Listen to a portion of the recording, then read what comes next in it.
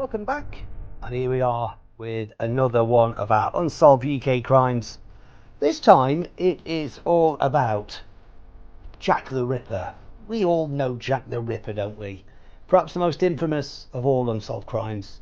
The story of Jack the Ripper is known universally and has inspired countless plays, books and films. The Ripper mainly targeted women who worked as prostitutes in the Whitechapel area of London during a period that spanned from April 1888 to February 1891. A dozen murders between 1888 and 1892 have been speculatively attributed to Jack the Ripper, but only 5 of those cases, all committed in 1888, were actually linked by police to a single murderer. The so-called canonical 5 victims were Mary Ann Nichols, whose body was found on August 31st, Annie Chapman, found September the 8th, Elizabeth Stride, who was found on September 30th, Catherine Kate Eddowes, found September 30th, and Mary Jane Kelly, found November the 9th. According to the common assumption of the time, all the victims were prostitutes, and all but one of them, Kelly, was murdered while soliciting on the street. That belief was subsequently taken for granted in books about the crimes, which typically offered conjectures as to the true identity of Jack the Ripper and reported graphic details of the murders he committed. Many of these books, however, were based on fraudulent claims and documents.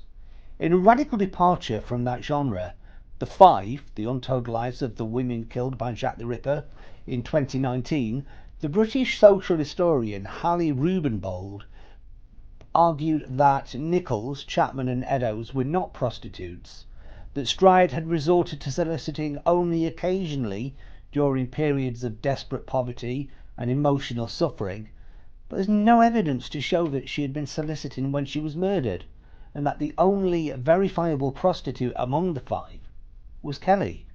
In Rubenhold's view, the notion that Jack the Ripper was a murderer of prostitutes was a consequence of the misogynistic and class-based prejudices characteristic of the Victorian era. By focusing the attention of the press and the public at large on the streets and people of one of London's poorest and most crime-ridden quarters, Jack the Ripper, whoever he may have been, managed to expose the sordid underbelly of Victorian society, and in doing so he helped create an awareness amongst the wealthiest citizens of London of the appalling social conditions that had been allowed to develop, largely unchecked, right on the doorstep of the City of London, the wealthiest square mile on earth. There have been many theories and suspects as to who the Ripper was, ranging from a doctor who specialised in backstreet abortions to ludicrous allegations against the author of Alice in Wonderland, Lewis Carroll. Despite a thorough investigation at the time and continued interest in the case, it's probable that the true identity of Jack the Ripper will remain known only among his victims. Now the descendants of Jack the Ripper's victims hope to finally establish the truth about one of the most notorious unsolved crimes of all time. They are backing a legal application for a new inquest into the death of Catherine Eddowes after evidence emerged to suggest that the killer was a man called Aaron Kosminski. The Polish barber who emigrated to the UK in the 1880s was a suspect at the time of the 5 murders in Whitechapel, East London in 1888, but he was never arrested because police had no proof of his involvement until now. A blood-stained shawl said to have been found on Ms. Eddowes' body, which was purchased at auction in 2007 by author and Ripper researcher Russell Edwards, was later found to have the DNA of both the victim and Kosminski.